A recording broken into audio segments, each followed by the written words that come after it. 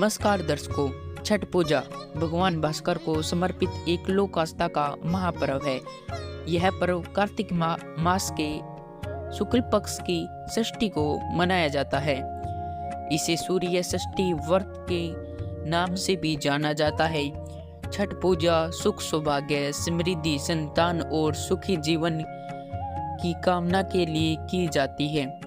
छठ पूजा में छठी माता और सूर्य देव की पूजा उपासना की जाती है। इस दौरान 36 घंटे का कठिन निर्जला उपवास रखा जाता है। छठ पूजा की शुरुआत नहाया खाया और के साथ होती है। इसके बाद खरना अग्रह और अपरना की जाती है। साल 2023 में छठ पूजा 17 नवंबर से शुरू होगी और इसका समापन 20 नवंबर को होगा। छठ पूजा को सूर्य षष्ठी, प्रतिहार षष्ठी और डाला छठ के नाम से भी जाना जाता है। छठ पूजा बिहार, झारखंड, मध्य प्रदेश और उत्तर प्रदेश की कुछ हिस्सों में बहुत धूमधाम से मनाया जाता है। क्या छठ पूजा हमें बनानी चाहिए? तो सुनिए संत रामपाल जी महाराज के मंगल प्रवचन।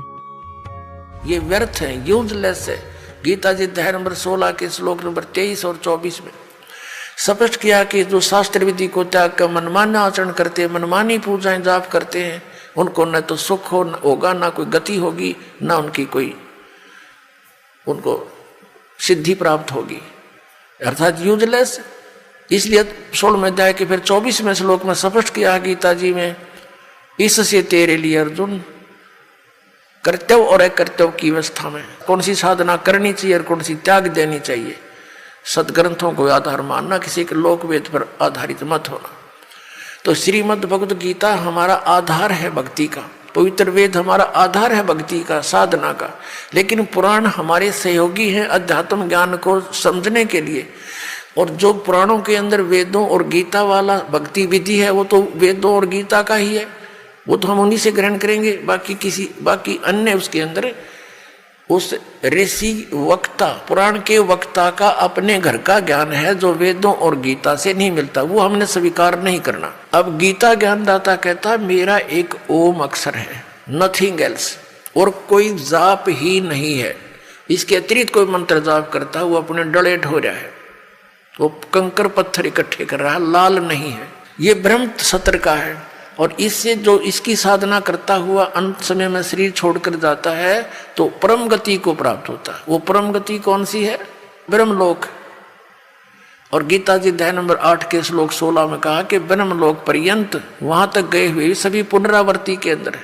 अब 17वें अध्याय के गीता जी के 23वें श्लोक में कहा है कि उस सच्चिदानंद घन ब्रह्म के पाने का 3 मंत्र का जाप का निर्देश है, नथिंग एल्स।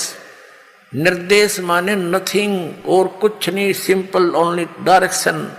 ये है, देखिएगा 17वें अध्याय का और 23वां श्लोक श्रीमद् भगवत गीता।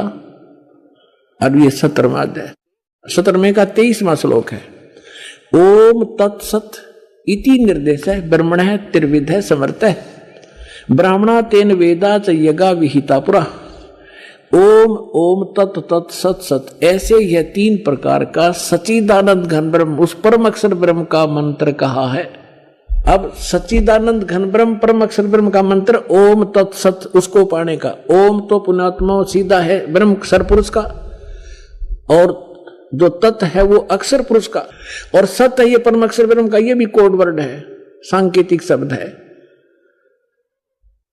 ओम और तत् जो सांकेतिक शब्द है वो दोनों मिलकर ये सतनाम बनता है, 2 अक्षर का।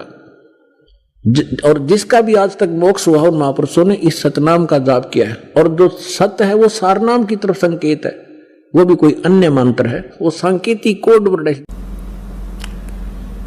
भाई जो गुरु बचन पे डट गे रकट गे फंद 84 के। भाई जो गुरु बचन पर डट गे रकट गे फंद 84 के। कट गे फंद 84 के, रकट गे फंद 84 के। भाई जो गुरु बचन पर डट गे रकट गे फंद 84 के।